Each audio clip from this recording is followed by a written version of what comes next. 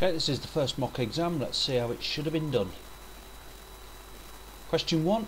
Right, the first thing to notice with this sort of question is that they are really giving us a big clue. Difference of two squares. Something adds something, something minus something. You can write it out in full if you like, or you can just write the answer down. If you do write the answer down, I'll show you how to do that in a moment, but we're going to write it out in full first. 3 3s are 9. 3 times minus root 5, be careful, 3 times minus root 5 is minus 3 root 5. Along the top, root 5 times 3 is 3 root 5. Now I see that those cancel. And the final thing to do is root 5 times minus root 5. Root 5 times minus root 5 is minus 5. And what we see is that these two terms cancel each other out. We're left with 9 minus 5 or 4. How could we have done that very quickly? Well, it's just this squared minus this squared. 3 squared minus root 5 squared. 3 squared is 9. Root 5 squared is 5. So 3 squared minus root 5 squared is 9 minus 5, which is 4. Lots of people got that right completely. Most people got most of it right. I don't think there's anybody who got it completely wrong, which was good. Question 2.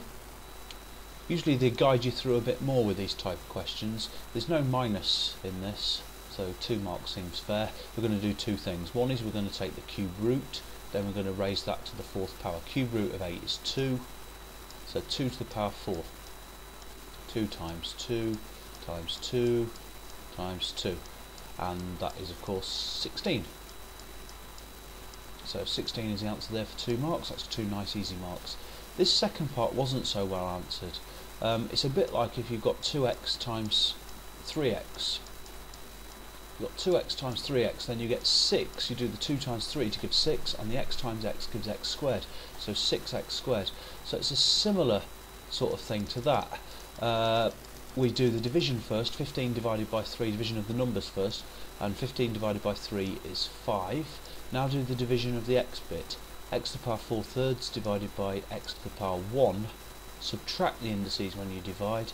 4 thirds take away 1 is 1 third. 4 thirds take away 3 thirds is 1 third. So 5 times x to the power 1 third. Some people didn't write the x there. You shouldn't really have got any marks for doing that. It's completely wrong. If you got a 5 somewhere, you'd have got 1 mark. And some people did leave it as 5 times x to the power 4 thirds. That gets 1 of the 2 marks. But really, you should be aiming for both marks on a question like that, I think. Question 3, the first thing to notice is we can't differentiate or integrate with this sign here, so we've got to write it in a index form. 3x squared is already alright, so I'll write 3x squared as 3x squared. Add 4, that's alright. Now root x is x to the power half, so I'll write 4 root x as 4x to the power half.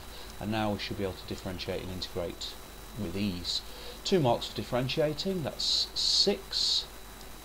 Add 2 x to the power minus a half. Okay, most people got that right. I might be right in saying everybody got that right, which was good. This means differentiate for a second time. So differentiate 6x, sorry, I haven't even got it right myself. Differentiate for a second time, we get 6x, which differentiates to make 6, and this differentiates to make minus 1. I won't write minus 1, I'll just write minus x to the power minus 3 over 2. Some people wrote minus 1.5, that's of course the same thing, but it's best not to mix numbers with fractions in these type of things. Just leave it as a top heavy like that. Doesn't matter though. Now this means integrate y. This is y, remember, this thing up here. So we're going to integrate that. That's the opposite of differentiating, so to end up with 3x squared we must have started with something times x cubed. Now when you differentiate x cubed you get 3x squared. So that's exactly right. When you here to get x to the power half we must have x to the power 1.5. Problem is getting the number that goes in front of that, the bit that goes here. Now the thinking is this. When you differentiate x to the power 1.5 you get 1.5 x to the power a half. We want 4, so we need to know what do we multiply 1.5 by to get 4.